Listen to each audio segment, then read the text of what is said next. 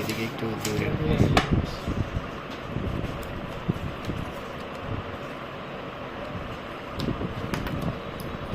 একটু দেখাই পেছনে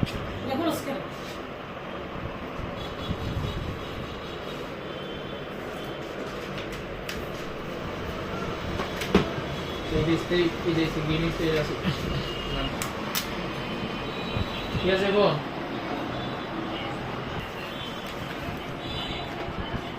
দেখি ভাই এটা দেখি